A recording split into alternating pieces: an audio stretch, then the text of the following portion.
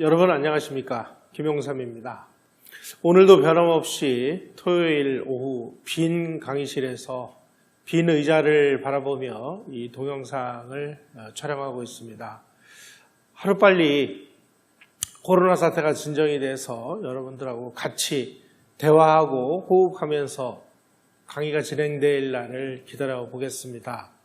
오늘의 강의 주제는 북한의 지도자 김일성은 누구인가 하는 그런 주제입니다. 사실 남북이 분단이 되고 한반도 남쪽에는 대한민국이라는 자유민주주의 국가가 세워졌고 북한에는 조선민주주의 인민공화국이라고 하는 새로운 나라가 만들어졌습니다마는 이 나라는 어떤 자유민주, 그야말로 어떤 하늘로부터 개인에게 주어진 자유가 보장되는 나라가 아닌 그야말로 조선시대 조선왕조가 완벽하게 부활된 그런 나라가 들어서 버렸습니다.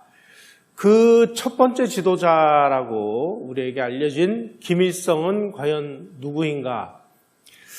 사실 많은 학자들이 김일성이 누구인가를 추적하기 위해서 공부를 했습니다. 희한하게 김일성이라는 이름을 사용한 사람이 11명이 밝혀졌습니다. 그 중에 북한에 수령이 된 그 김일성과 활동연대가 겹치는 사람이 3명이 등장을 합니다. 지금 현재 학계에서는 이 3명이 서로 다른 3명이냐 아니면 북한이 주장하는 대로 그 모두가 다 북한 수령의 김일성이냐 하는 문제가 아직까지도 정리가 안 됐습니다. 왜냐하면 중국이라든지 소련의 비밀문서에서 이런 것들이 밝혀지지를 않았기 때문입니다. 따라서 지금 김일성이라는 존재에 대해서 많은 환상과 또 많은 신화들이 좀 떠돌고 있고, 그리고 그 사람을 추정하는 우리 남한 내 사람들이 그 사람의 항일 무장투쟁에 대해서 위대한 투쟁이니 뭐니 하는 이야기들이 지금까지 떠돌고 있습니다. 그러면은 북한 지도자인 김일성은 어떤 사람인지를 우리가 사료나 객관적인 근거를 통해서 들여다보겠습니다.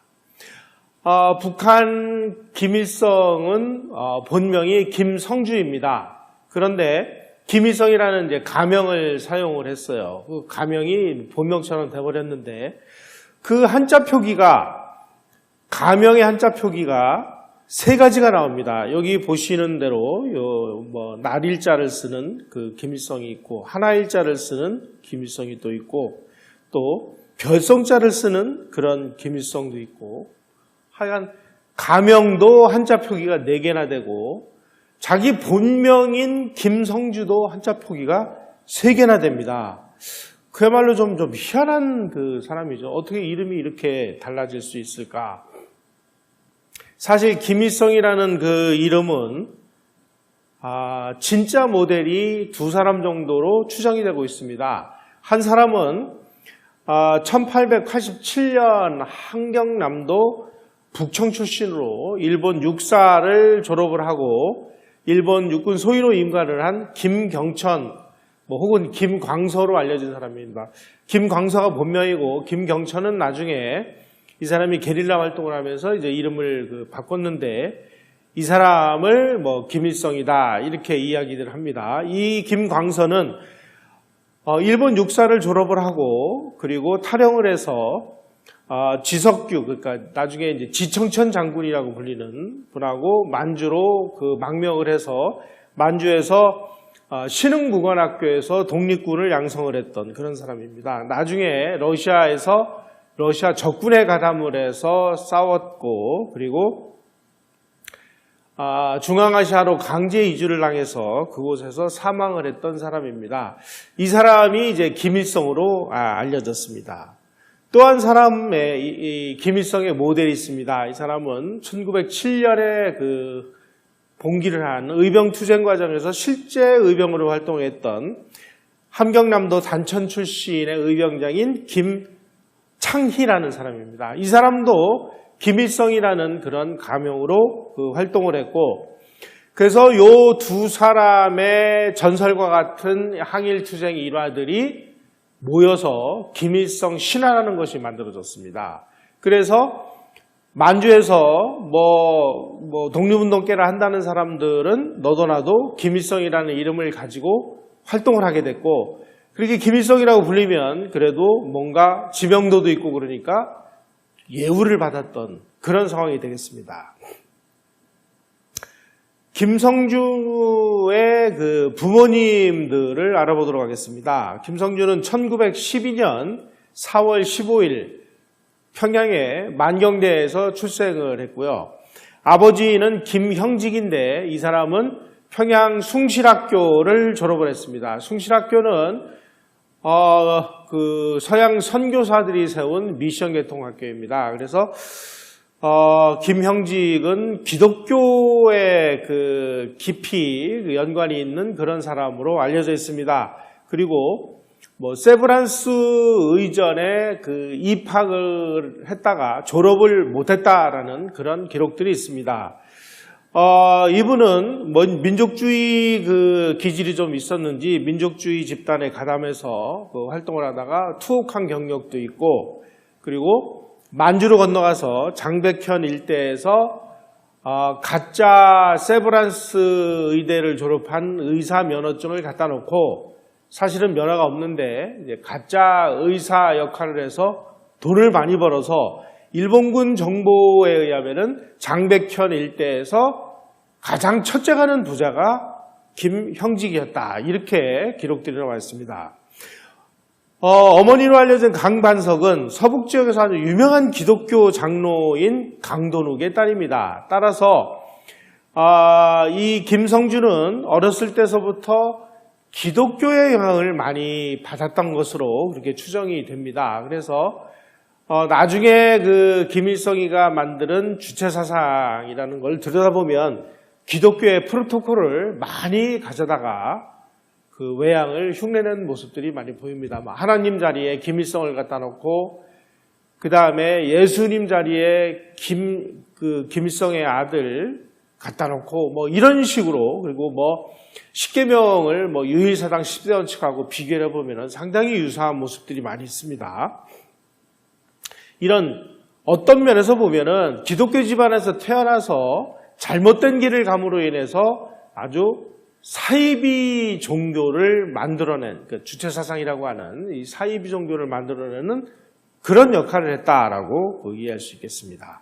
김성주는 어린 시절에 아버지 김형직을 따라서 만주로 가서 만주에서 살다가 가만히 보니까 이 아들이 한글도 모르고 중국말만 배우고 그러니까 야, 이래서는 이거 큰일 나겠다 싶어가지고 다시 평양으로 보내서 그 외할아버지 집에서 공부를 하고, 그리고 다시 아버지가 있는 곳으로 중국으로 돌아갑니다. 그래서 그때 그 돌아갈 때 이 어린 김성주가 천리길을 걸어서 갔다 그래가지고, 요즘에도 북한에서는 배움의 천리길이라고 하는 그 길을 바로 이 부분이 되겠습니다. 요렇게 그 평양에서부터 쭉 걸어서 아버지가 있는 곳까지 갔다 그래서 배움의 천리길을 행군을 하는 이런 그 행사를 갖고 있습니다.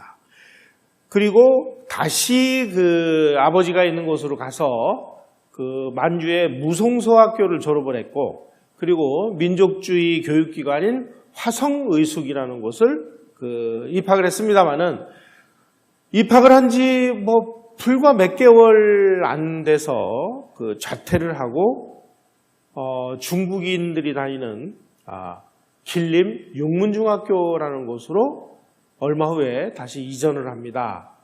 그리고 아버지를 따라서 이 일가족 모두가 중국인으로 귀화를 했습니다. 왜냐하면 이 당시에 한국인들은 중국에서 재산 취득을 할 수가 없었습니다.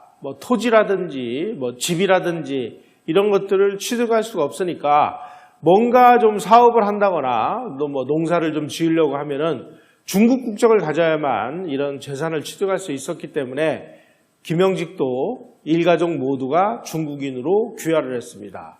그리고 중국 공산당에 김일성이 가입을 했습니다. 1929년인가에 가입을 했다고 그러는데 문제는 바로 이 사람들이 중국 국적을 취득을 하고 중국인이 됐다는 사실입니다. 중국인이 됐다는 것은 무엇이냐? 중국에 충성을 하는 국민이 됐다는 뜻이죠. 우리가 독립운동을 하는 사람들이 편의에 의해서 중국 국적을 취득하거나 또 미국 국적을 취득한 사람들이 많습니다. 과연 이 사람들의 독립운동을 우리가 무엇으로 봐야 될 것이냐? 이것이 매우 중요한 문제가 있습니다. 우리가 지금 임시정부 요인들이라고 하는 김구 선생을 비롯해서 많은 사람들이 중국에서 활동을 했는데 그분들 중에 누가 중국 국적을 취득을 했는지 우리는 이런 것들을 묻지도 따지지도 않았습니다.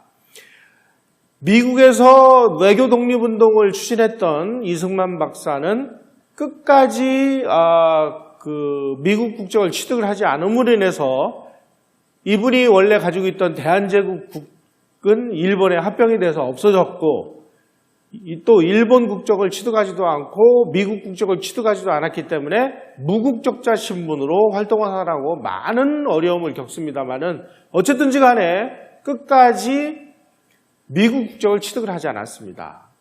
다시 말씀드리면 독립운동 과정에서 국적을 중국을 국적으로 취득했다는 사실은 많은 것을 우리가 생각하게 합니다. 앞으로 우리가 독립운동 하시는 분들 중에서 중국 국적을 취득하고 중국인이 돼가지고 독립운동한 사람들이 과연 누구를 위해서 중국의 해방을 위해서 싸운 건지 조선의 독립을 위해서 싸운 건지 우리는 따져봐야 될 때가 이제는 왔습니다.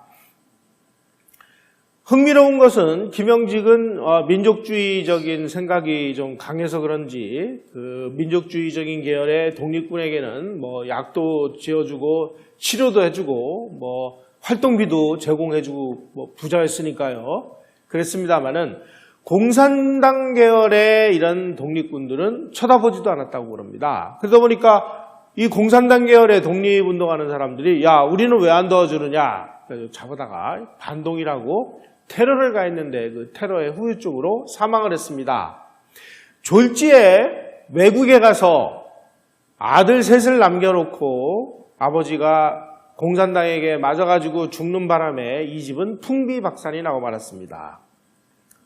이때 화성의숙에 다니던 이 어린 김성주도 학교를 다니지 못하는 그런 상황이 됐습니다. 그래서 그 학업을 포기하고 그 다음에 무엇을 했느냐? 무송 일대에 마골이라는 이름을 가진 폭력 집단에 가담을 해가지고 일종의 불량배 생활을 하기 시작을 했습니다. 그러다가 느닷없이 1년 후에 1927년에 김성주가 학비가 비싸기로 유명한 중국인 사립학교인 길림 육문중학에 입학을 합니다. 알고 보니까 아버지 사망한 다음에 이 어머니 강반석이 중국인 공안대장에게 시집을 가는 바람에 중국인 양아버지로부터 학비를 지원을 받아가지고 이 학비가 비싼 길림 육문중학에 다닐 수 있었던 것입니다. 이때 이제 중국인들이 다니는 이 학교에 다닌 것이 좀 창피하고 그랬는지 북한 역사책에는 학비를 어떻게 됐느냐 어머니가 삭바느질을 해서 아들의 학비를 냈다 이렇게 나오는데 나중에 알고 보니까 강반석이가 중국 공안대장에게 시집을 가가지고 양아버지로부터 학비를 받아가지고 중국인이 다니는 학교에 다녀야 됐으니 이 어린 소년 입장에서 사춘기 소년이었던 김성주 소년이 얼마나 큰 마음의 상처를 입었겠습니까?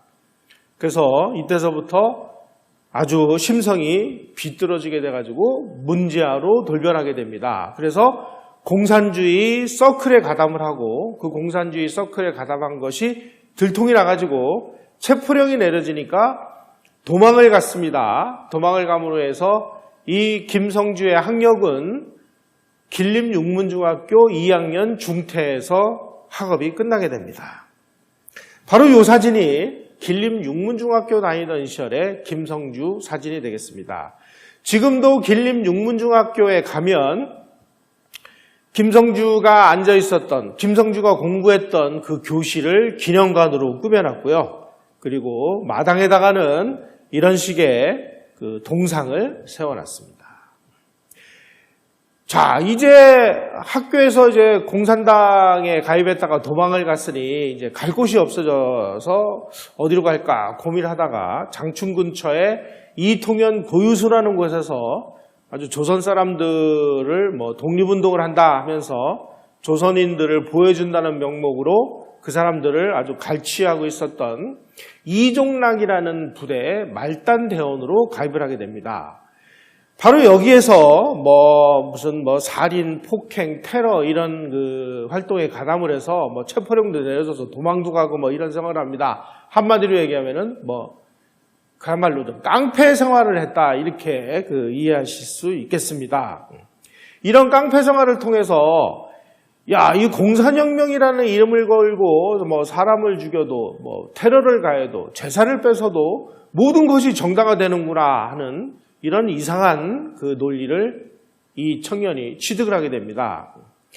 자, 그러면 우리의 위대하신 그 수령님께서 이런 시절에 가가지고 불량배 생활을 하고 깡패 생활을 하고 누구를 갈취하는 이런 생활을 한 게 이걸 그냥 놔두면 창피하지 않습니까? 그러니까 김일성의 전기인 세기와 더불어 해서는 바로 이 시기에 반동군벌에게 체포돼서 길림 감옥에 투옥되어 있었다. 이렇게 날조를 해놨습니다. 그런데 이 이종락 패거리들이 군자금을 마련한다는 명목으로 장춘의 부잣집을 강도짓을 하다가 이종락이 체포가 돼가지고 자꾸 보니까 이게 조선 사람이거든요. 그러니까 중국 정부가 이 친구를 추방을 해가지고 신의주 감옥에서 재판을 받고 수감이 되는 바람에 이 이종락 일당이 와해가 돼버렸습니다. 바로 그 신문 보도가 그 당시에 이종락이 조선공산당 만주 지부위원 이종락이 체포해서 압송돼가지고 신의주 감옥에 들어갔다 이 강도짓을 한 이런 내용이 여기 보도가 되어 있습니다. 자, 이종락 일당이 체포돼가지고 이 부대가 와해되어 보니까 갈 곳이 없어진 이제 김성주는 집집마다 돌아다니면서 돈을 뜯어가지고 그 돈을 가지고 마적들에게 가서 권총을 사가지고 무송으로 도망을 갑니다. 왜냐하면 무송에 자기 어머니가 중국 공안대장하고 같이 살았기 때문이죠. 무송에서 무엇을 했느냐? 자기 또래 또 친구들하고 작당을 해가지고 무장강도 생활을 했습니다. 권총이 있으니까요. 그래가지고 여기저기 다니면서 조선인 청년들이 작당을 해가지고 무장강도 생활을 하니까 중국인들로부터 이 조선 놈들은 다 죽여야 돼 이런 비난이 쏟아지니까 그 일대에서 세력을 형성하고 있었던 양세봉 장군이 지휘하는 조선혁명군이라는 이 독립군 부대가 있었습니다. 이 조선혁명군에서 이 한국인들에게 위신을 먹칠을 하는 이 김성주 일당을 토벌하기 위해서 10명의 대원들을 보냈습니다. 근데 이 친구들이 여관에서 자고 있는데 그 정보를 미리 알고 김성주 일당이 가가지고 10명을 권총으로 다 쏴 죽이고 도주를 합니다. 그러니까 이때 김성주는 완전히 이건 뭐라고 해야 될까요? 무슨 무장강도에 깡패, 불량배, 살인범에 난리도 아니죠. 자, 이렇게 이제 조선의 독립군 부대 요원들 10명을 죽이고 도망갔으니 이 친구를 조선의 독립군들이 잡히기만 하면 죽이려고 아주 눈을 부릅뜨고 이제 찾고 다니겠죠. 그러니까 이 친구들이 이제 갈 데가 없어지니까 우리가 좀 살 길이 뭐냐? 살려면은 우리도 독립군 부대에 들어가는 게 좋지 않겠느냐 이렇게 결의를 했다고 그래서 안도현의 양당구라는 데에서 모여가지고 항일 투쟁을 하기 위해서 결의를 했다 이런 그 기록들이 있습니다만은 주장만 있지 이것을 뒷받침할 수 있는 근거들이 없습니다. 요 당시에 뭐 그때 거기서 뭐 그 무장부대 생활을 했다. 사진도 있는데 이게 언제 어디서 어떻게 찍은 사진인지도 모르고 이때서부터 뭐 동령연성 전투에 뭐 누구의 일원으로 뭐 참전을 했다 안 했다 뭐 학자들끼리 뭐 싸우고 뭐 이게 사실이다 아니다 뭐 소위 말하면 북한에서 주장하는 그 주장만 있을 뿐이지 이 주장을 입증할 수 있는 그런 사료는 발견되지 않았습니다. 그러다 보니까 점점 더 신화가 부풀려져 가기 시작을 했죠. 여기서 우리가 그 김일성이라는 사람의 항일투쟁을 기술하는 데 있어서 이 북한 기록을 잘 분석을 해보면 몇 가지 특징이 나타납니다. 첫 번째는 김성주가 어떤 집단에 가담을 했을 경우에 그 집단을 김성주가 창시했다라고 기술을 합니다. 두 번째로는 어떤 집단의 구성원으로 따라다녔으면은 그 집단을 김성주가 지도했다. 이렇게 또 그 기록을 합니다. 세 번째는 존재하지도 않았던 조직들을 마치 존재했던 것처럼 그 거짓말로 날조를 해서 그 써놨습니다. 네 번째로는 이 친구가 1940년에 그 소련으로 도주를 해가지고 소련에서 그 무장 게릴라 부대인 88 특별 정찰여단이라는 것이 있는데 여기에서 4년간 게릴라 훈련을 받았습니다. 이때 4년간 소련에서 게릴라 훈련을 받았다는 사실을 북한 역사에서 통째로 다 지워버렸습니다. 왜냐하면 이것을 인정해버리면 자기가 소련의 주구라는 것을 인정하는 게 되기 때문에 이 4년간을 뭐 중국에서 활동했던 것처럼 다 날조를 해놨습니다. 다섯 번째는 이 김성주가 했다는 항일투쟁 내용은 전부 모택동이가 항일투쟁을 했다고 만들어 놓은 그거를 거의 그대로 똑같이 갖다 베꼈습니다. 그래서 뭐 일람표를 만들어 보면은 뭐 전부 뭐 이종락이나 양세봉이가 했고 뭐 중국인 위증민이 했고 주보중이 했고 뭐 했던 이 모든 그 활동을 김일성이가 한 것으로 북한의 역사책은 전부 날조를 해놨습니다. 이렇게 날조를 해서 만들어진 이 역사책을 조총련이나 이런 걸 통해 가지고 한국으로 계속 그 집어넣어 가지고 한국에서 이것이 바로 김일성의 항일투쟁의 살아있는 역사다라고 그 주장을 하기 시작을 했습니다. 1980년대에 김일성이가 세기와 더불어라는 아주 그야말로 그 뭐 소설이나 다름없는 그런 항일투쟁 그 자기의 전기를 발간을 했는데 그 전기를 내놓으면서 한국사에다가 뭐라고 그 학설을 퍼뜨렸느냐. 내재적 접근설이라는 걸 퍼뜨렸습니다. 북한에서 발행한 공식 기록을 통해서 북한을 들여다봐야만 제대로 된 북한 모습을 볼 수 있다. 그러니까 북한의 노동당이라든지 북한의 노동신문이라든지 북한의 중앙통신이라든지 이런 데에서 발표한 통계와 저작을 믿어야만 북한을 제대로 볼 수 있다. 다시 말씀드리면 세기와 더불어가 사실이니까 잔말 말고 믿어! 이런 것을 학설이라고 만들어서 한국에다가 다 뿌린 사람이 누구냐? 독일에 있었던 송두율이라는 사람입니다. 이 송두율을 통해서 내재적 접근법이라는 것이 한국에 전해졌고 그 내재적 접근법을 통해서 북한을 들여다봐야 된다고 주장을 했던 사람이 노무현 정부 시절에 통일부 장관을 했던 이종석 같은 사람입니다. 기가 막히죠? 자, 우리의 진정한 무장 독립군은 1921년 자유시로 다 유인이 돼서 거기서 몰살을 당했습니다. 다행히 자유시로 들어가지 않은 일군의 그 무장 부대들이 만주 여기저기서 모여가지고 그 이후에 활동을 했던 그 무장 집단을 크게 나누면 뭐 여러 가지 뭐 잡다한 세력들이 많이 있습니다만은 큰 덩어리로 나누면 4가지로 나눌 수가 있습니다. 첫 번째로는 임시정부가 운영을 했던 광복군이 있고요. 두 번째로는 바로 우리 문재인 대통령이 아주 좋아하는 그 김원봉의 조선의용대가 주축이 된 조선의용군이 있었습니다. 세 번째로는 만주에서 활동을 했던 민족주의 계열의 독립운동 세력인 이청천의 한국 독립군, 양세봉의 조선혁명군이 있었는데 이 세력들은 1930년대 중반 무렵에 다 와해가 돼버립니다. 그래서 이제 뭐 광복군이나 이런 쪽으로 이제 전부 이전해 갔고, 그리고 중국 공산당이 조직을 한 빨치산 부대인 동북항일연군이라는 것이 있습니다.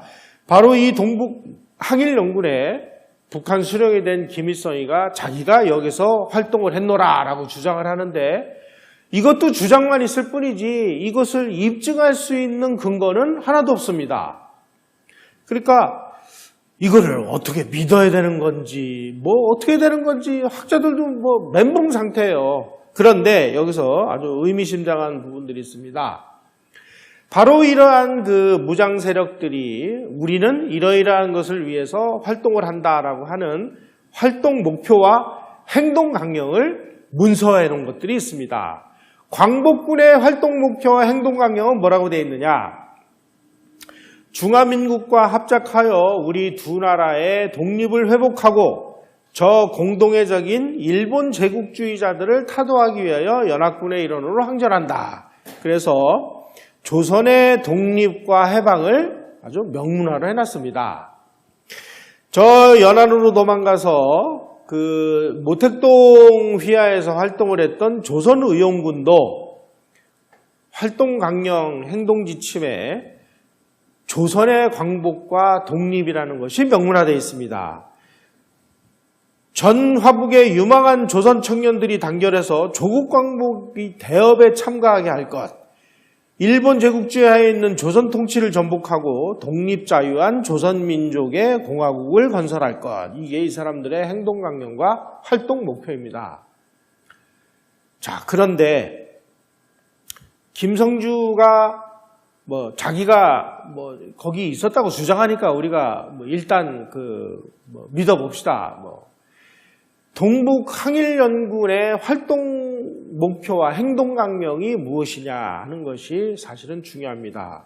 이 사람들이 자기네들이 문서화해 놓은 그 행동 강령과 활동 목표는 반만 항일을 통해서 중화조국을 옹호하고 동북 실지를 회복하고, 동북 실지라는 건 만주를 일본이 점령했으니까 만주를 되찾아야 된다는 얘기입니다. 그리고 항일운동을 통해서 중국을 구한다. 여기에 조선의 독립과 해방이라는 말은 단 한 줄도 들어가 있지 않습니다. 다시 말씀드리면 동북항일연군 내에 김일성 같은 한국인이 뭐 존재했다고 치더라도 그 사람들이 했던 행동 강령과 활동 목표를 보면 반만 항일을 통해서 중화조국을 옹호하고 동북 실지를 회복하고 항일운동을 통해서 중국을 구하는 것이지 어째 여기에 조선의 독립과 해방이라는 것이 있습니까? 자, 이렇게 되고 보니까 동북항일연군에 소속돼 있었다고 주장을 하는 김성주도 이거 내가 여기서 활동을 했어. 이것만 가지고는 이제 말이 안 통하는 이런 상황이 됐습니다. 그래서 나중에 이 사람들이 날조를 하는 게 뭐냐?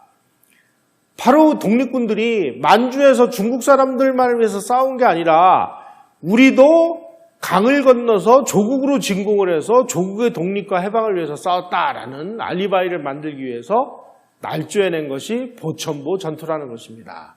보천보 전투라는 건 좀 이따 말씀드리기로 하고, 우선 만주에 있었던 빨치산 부대에 김일성이라는 이름이 처음 등장을 하는 것은 1935년입니다. 이때 그 중국 공산당이 그 혼성부대를 만들었는데 이 혼성부대의 정치위원으로 김일성이라는 사람이 처음으로 이름이 등장합니다. 그런데 이 김일성을 추적을 해보니까 평양에서 태어난 그 김성주가 아니고요. 전혀 엉뚱한 인물이었습니다. 이 사람이 밝혀진 바에 의하면 한경남도 출신이고 나이는 1901년생이니까, 왜냐하면 김성주는 1912년생이니까 나이도 12살이나 차이가 나요. 그리고 이 친구는 모스크바 공산대학을 졸업을 하고 소련에서 그 게릴라로 훈련을 받은 게릴라였습니다. 이 사람이 난파가 돼가지고 만주에서 동북항일연군을 지휘하는 그런 사람으로 파견돼 나온 것입니다.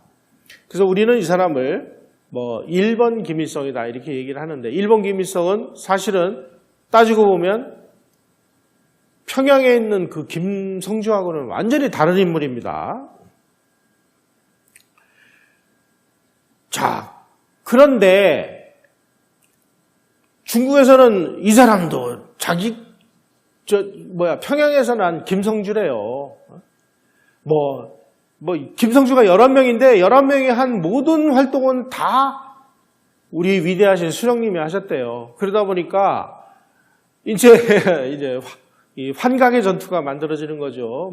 솔방울로 수류탄을 만들어야 되고 하룻밤에 600리, 700리를 이동해야 되니까 축지법을 쓰셔야 되고 하는, 그리고 낙엽으로 전투함을 만드셔야 되고 모래알로 쌀밥을 지으셔야 되는 이런 환각의 전투를 할 수밖에 없게 됩니다. 바로 이 보천보 습격 사건을 지휘한 사람은 북한 수령이 된 김일성이 아니고요. 바로 이 소련에서 그 모스크바 공산대학에서 유학을 하고 만주로 파견됐던 바로 요 인물이었습니다. 그래서 보천보 전투를 이제 김성주가 지휘했다고 그러는데 알고 보면 자기가 지휘했는지 아닌지도 지금 분명치가 않고요. 조금 더 깊이 들어가면 그 김성주는 이 김성주가 아닌 증거들이 여러 개가 나타납니다. 그러니까 이 사실을 알면 골치 아프니까 이제 덮어두고 무조건 김성주가 했다고 주장을 하는 겁니다. 자, 이 보천보 전투라는 것은 뭐냐? 1937년 6월 4일 날 밤 10시에 바로 이 1번 김일성이가 약 90명의 대원을 이끌고 압록강을 넘어와서 보천보라는 산골 마을을 습격을 해서 거기서 식량과 옷가지를 약탈해 간 사건이었습니다. 전과라고 해봐야 그 동네에서 음식점을 운영하던 일본 음식점 주인이 그 배에 총을 맞아가지고 죽었고요.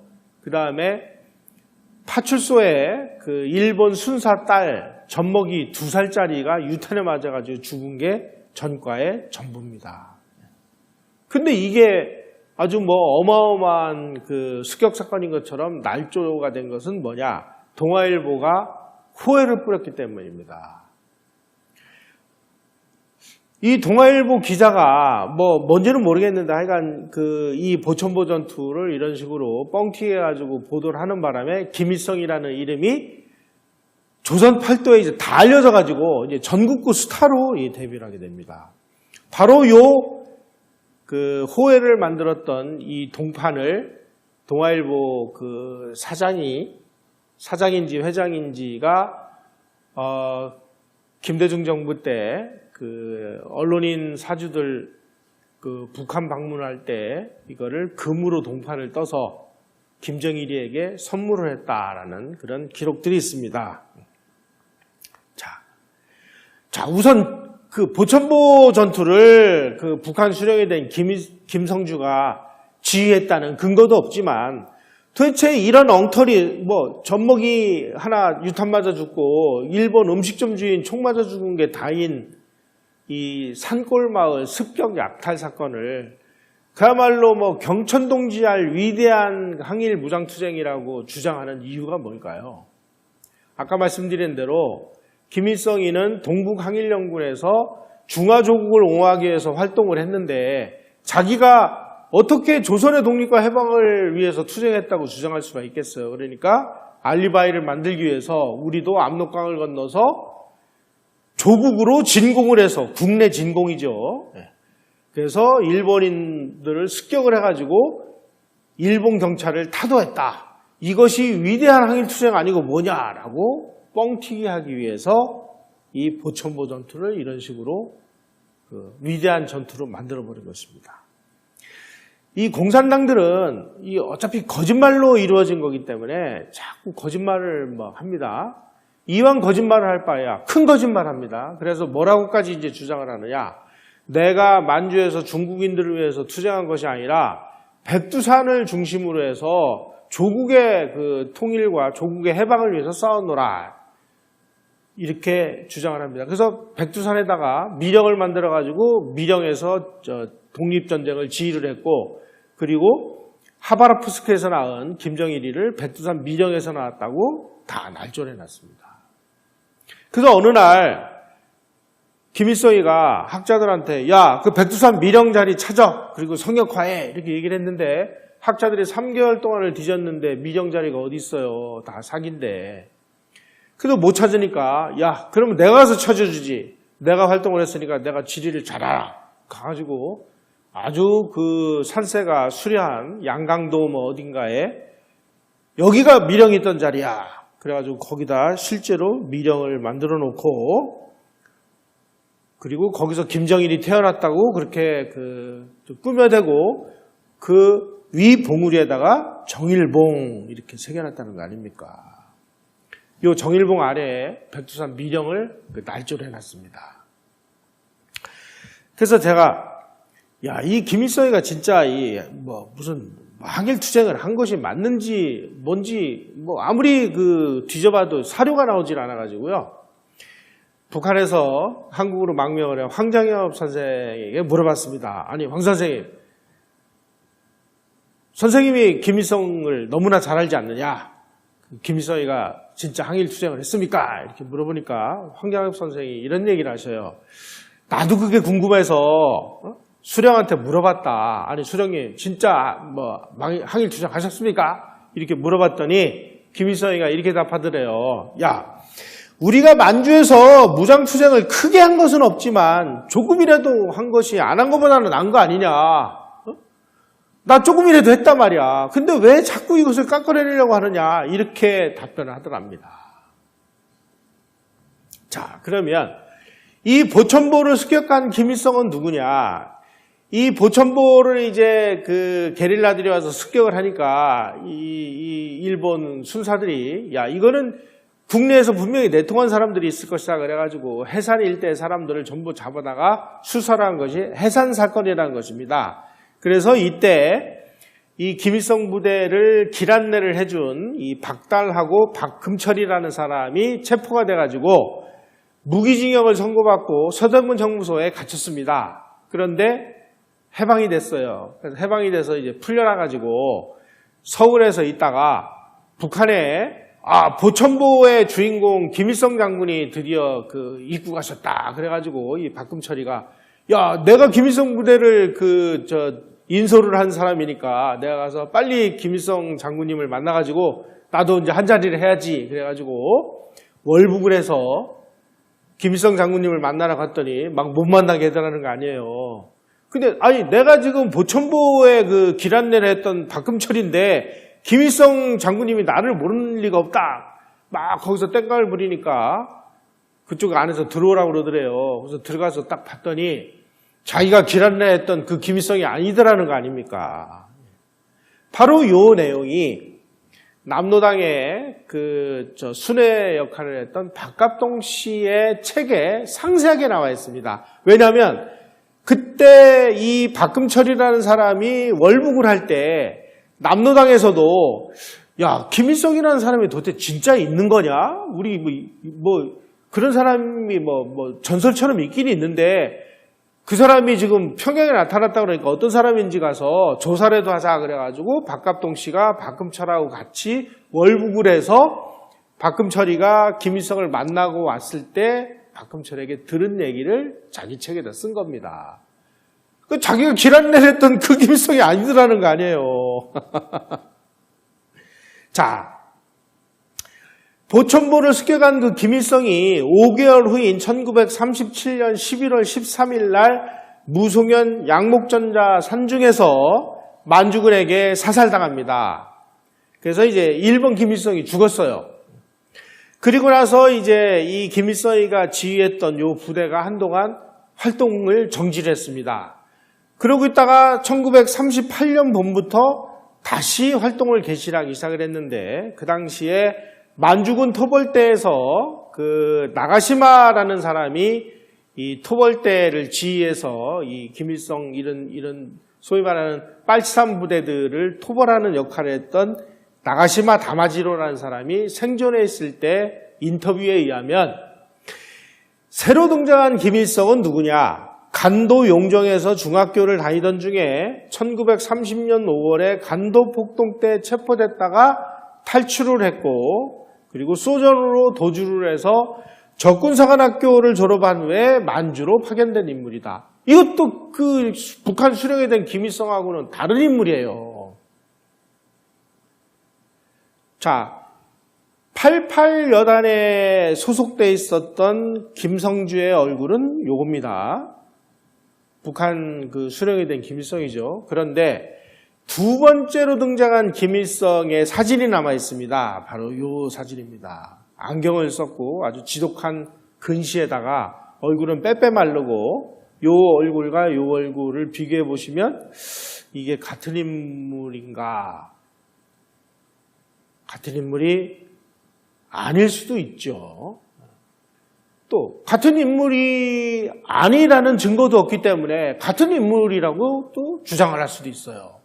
그래서 이게 참 골치 아픈 겁니다. 그런데 우리는 그런 거 고민할 필요가 없습니다. 왜냐하면 북한 수령 김일성은 이런 사람들이 했던 모든 활동을 다 지가 한 걸로 다 만들어놨거든요. 그러니까 뭐 김일성이가 3명이냐 1명이냐 뭐 11명이냐 이런 건 아무 의미가 없습니다.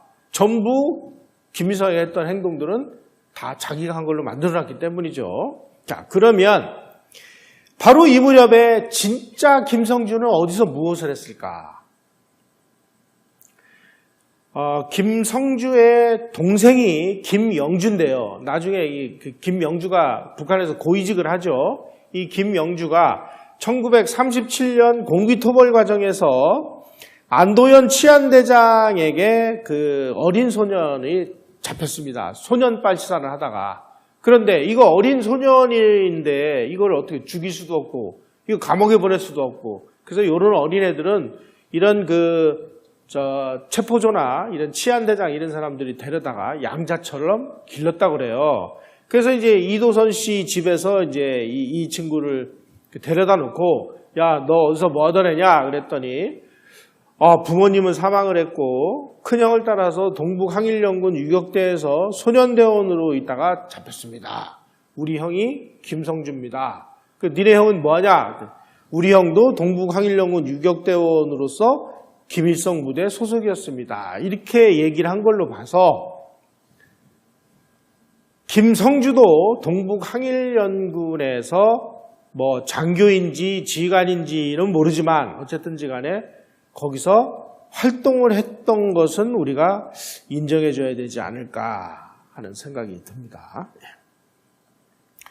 뭐 그랬거나 어쨌거나 지금 그 만주에서 이 소위 말하는 공산 빨치산들이 계속 준동을 하니까 이 일본군하고 만주군이 7만 명의 아주 대병력을 동원해가지고 아주 만주 일대를 빗질하듯이 토벌 작전을 시작을 했습니다. 그래가지고 그걸 이제 뭐 빗질 작전이다 뭐 이렇게 이야기를 하는데 그래가지고 동북항일연군들을 그냥 완전히 괴멸을 시켜버렸어요. 2년에 걸쳐가지고. 이때 이제 살아남은 그 빨치산들이 전부 소련령으로 도망을 갑니다. 약 300명 정도가 도망간 걸로 이렇게 나와 있습니다. 그러니까 만주 일대에서 이제 다 토벌이 끝난 거죠. 이때 바로 제2번 김일성을 비롯해서 이 살아남은 자들이 소련령으로 도주를 했는데 아까 제가 보여드린 그 사진이 바로 요 동그라미 친 요 사진입니다. 두 번째 김일성이죠. 기록에 의하면은 이 두 번째 김일성은 소련령으로 탈출을 해가지고 이 친구는 뭐 소련에서 이제 적군사관학교를 나왔으니까 소련어를 좀 했겠죠. 그래가지고 이 동북항일연군 병사들을 훈련시키는 오케안스카야 야영학교 교장으로 근무를 하다가 1944년에 폐결핵으로 죽은 걸로 그렇게 나와 있습니다. 이때 김성주도 요 두 번째 김일성을 따라서 소련령으로 도주한 것으로 추정이 됩니다. 그럼에도 불구하고 김성주는 그리고 북한 당국은 이 김성주가 소련군 88여단에 소속되어 있던 사실을 완전히 은폐를 하고 이 시기를 뭐라고 날조를 해놨느냐. 북한 노동신문에 이렇게 발표를 했습니다. 1932년 초에 김일성 유격대를 조직을 해서 그해 11월에 20세 대장의 휘하에 6,000명의 대원을 자기가 결성했다. 근데 김일성 유격대라는 부대는 존재하지 않았습니다. 유정부대죠. 그 다음에 동만주에 근거지를 둔 김일성 휘하의 조선인민혁명군은 이 조선인민혁명군도 존재하지 않는 유정부대입니다. 만주 대륙의 거의 전 지역에서 해방되는 날까지 15년간 10만여 회의 전투를 벌였다. 모든 전투에서 단 한 번도 패한 적이 없고 6만여 명의 적을 살상 내지 포로로 잡았다. 하도 이상해서 제가 계산기를 가지고 이 친구가 1932년부터 45년까지 15년간 도대체 어떻게 전투를 해야 이 정도 성과가 나오는가를 보니까 김일성이가 15년간 매일 평균 20회의 전투를 하고 매일 평균 10.9명의 적을 살상하거나 포로로 잡아야 이 기록이 나옵니다. 이런 식으로 날조를 하는 거예요. 그리고 이것을 믿으라고 내재적 접근법이라는 걸 만들어가지고 우리에게 강요를 하고 있어요. 자, 이제 2차 세계대전이 끝나서 북한 지역을 소련이 점령을 하고서 보니까 이거 점령 지역을 자기네들이 다스리는 것보다는 대리인을 내서서 통치하는 게 훨씬 통치가 쉽거든요. 그래서 누구 좀 제대로 된 놈 없을까 찾다 보니까 자기네들이 훈련시킨 소련군 대위 김성주라는 사람이 있었습니다. 그때 이제 김성주는 김일성이라는 이름을 사용을 하고 있었는데 이 소련군정 사령부 첩보국과 특수선종대 선동부가 김성주가 도대체 만주에서 무슨 활동을 했는지를 조사를 한 결과 이게 소련 정보당국의 이야기입니다. 김일성의 중국 공산당 입당 사실, 활동사항, 빨치산 운동 등에 대해서 신상조사를 한 결과 만주에서 빨치산 운동을 한 것은 사실이다. 그런데 그가 어떤 공적을 세웠는지에 대해서 입증할 수 있는 근거가 하나도 없다. 활동을 하긴 했는데 그냥 어떤 활동을 했는지 어떤 공적을 세웠는지는 알 수가 없다. 그런데 소련 군정에 가만히 보니까 이 북한 주민들이 우리 옛날에 이 영명하신 김일성 장군께서 이 일본군을 무찌르고 이 위대한 무장투쟁을 하신 김일성 장군이 계신데 김일성 장군이 빨리 귀국을 해서 우리를 왜 지도를 해주지 않느냐 이런 열망이 있는 것을 발견을 하고 이놈을 김일성으로 날조를 하자 이렇게 계획을 세웠다는 것입니다. 그래서 이 88여단에 있는 김성주를 김일성에게 이 친구를 우리가 대리인으로 내서서 통치를 하면 어떻겠습니까? 추천을 했고 그러니까 스탈린이 그럼 모스크바로 불러봐라. 그래가지고 1945년 9월 초에 김성주를 비행기에 태워가지고 하바롭스크에서 모스크바로 보내가지고 스탈린이 4시간 동안 김성주를 면접을 받습니다. 그 면접을 본 다음에 이 친구 말 잘 듣고 우리 명령을 잘 듣고 대위 아니야. 그럼 우리 명령 잘 들을 거 아니야. 이 친구를 도와가지고 북한을 통치하도록 하라. 그래서 소련군이 군복을 입혀가지고 황급히 데려와가지고 이게 김일성 장군이다라고 평양에서 공개를 한 것이 오늘날 김일성이 된 것입니다. 요게 그 당시에 평양에서 시민들 앞에 등장시킬 때 김일성의 모습인데 여기 가슴에 보면 적기 훈장을 달고 있습니다. 소련이 준 훈장입니다. 그리고 뒤에 있는 소련 군정 사령관들 이 사람들은 전부 별 4개, 별 3개, 별 2개 이런데 이 친구는 대위입니다. 그러니까 앞에서는 이 친구를 뭐 수상님 어쩌고 그러는데 뒤에 가가지고는 소련 공산당의 서열로 보면 저거는 새카만 그 말단 아닙니까? 그럼 야 오늘은 어디 가서 이러이러한 연설을 해. 그리고 연설문까지 써줘요.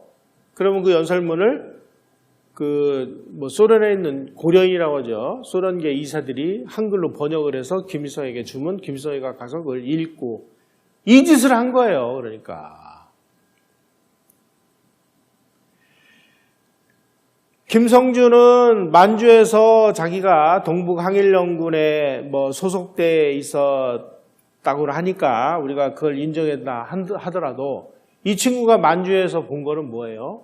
끝없이 그냥 토벌대한테 쫓기고 도망다니면서 주민들을 등쳐먹고 주민들을 갈취하고 이런 짓을 한 거예요.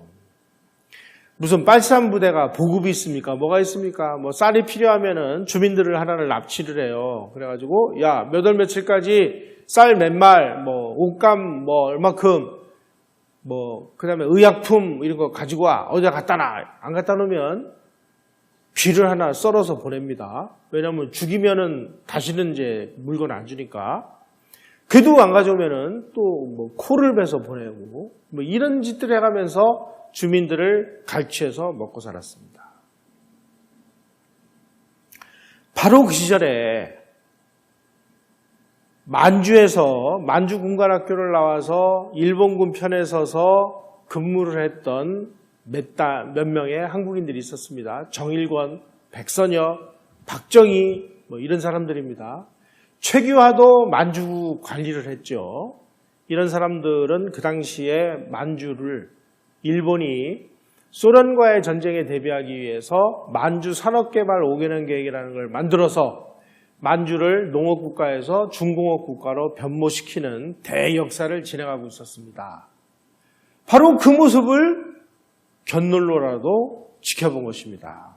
그래가지고 자기네들이 5.16으로 권력을 잡았을 때 만주국에서 행했던 그 방법 그대로를 한국에 적용을 시켜서 한국을 발전시켰습니다. 만주 산업개발 5개년 계획하고 우리의 제1차, 2차 경제개발 5개년 계획은 방법론이 거의 비슷합니다. 박정희가 추진했던 경제개발 5개년 계획을 통한 공업화 전략은 바로 만주국이 산업개발을 할 때 썼던 그 방법 그대로였고 그 당시에 만주국에서 이 만주산업개발 5개년 계획을 추진했던 기시노부스케가 나중에 일본 수상이 돼서 우리가 한일 수교를 한 이후에 한국이 경제발전하는 과정에서 많은 도움을 줍니다. 다시 말씀드리면 북한의 지도자 김일성은 만주에서 토벌대에게 쫓기면서 주민들을 등쳐먹고 갈취하고 뭐 하는 마적대형 국가를 북한에다 만들었다면 바로 이 박정희 같은 사람들은 이런 산업개발 계획 같은 걸 배워가지고 대한민국이 그래도 이만큼 먹고 사는 산업국가로 변모시켰다라고 우리는 이해를 해야 됩니다. 오늘날 만주에서 항일투쟁을 했다고 그 사기를 치고 있는 북한은 그야말로 가짜 항일을 빼면 쓰러지는 나라가 북한입니다. 항일투쟁은 무슨 항일투쟁입니까? 반만 항일을 통해서 중화조국을 옹호하고 동북 실지를 회복하고 항일을 통해서 중국을 구하는 데 앞장섰던 사람들이지 무슨 놈의 조선의 독립과 해방을 위해서 싸웠어요. 이런 가짜 항일을 통해 가지고 자기네들이 무슨 뭐 항일투쟁을 통해서 우리의 정통성이 우리에게 있느니 뭐느니 하면서 북한이라는 저 지옥 국가를 만들어 가지고 오늘도 만주의 6.26대 시절이나 똑같은 그 폐쇄된 그 어둠 속의 나라를 만들어 버렸습니다. 바로 이 박정희와 만주군 출신 리더 그룹들은 자기네들이 만주국에서 체험한 이 개방과 통상 그리고 산업화의 모습을 한국에 그대로 이식을 시켜서 오늘 같은 이런 대한민국을 만들었다는 사실. 자, 오늘 여러분들에게 말씀드린 김일성을 정리하면 어떻습니까? 한마디로 말씀드리면요. 저는 김일성이라는 그 사람을 연구하면서 제 느낌은 그렇습니다. 이 사람이 태어난 거, 그리고 살아서 숨쉰 거, 그리고 죽은 거를 빼고는 다 날조가 돼가지고 도대체 뭐가 사실이고 뭐가 거짓말인지조차도 가늠할 수 없는 이런 정말 그 황당무계한 그런 역사가 만들어졌습니다.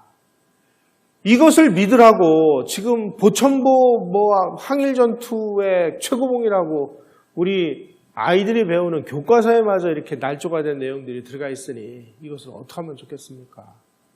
여러분, 우리가 제대로 된 역사를 배워가지고 이렇게 엉터리로 날조된 가짜 역사를 우리 땅에서 몰아내는 데 앞장서 주시기를 바라면서 오늘 강의 이것으로 마치겠습니다. 고맙습니다.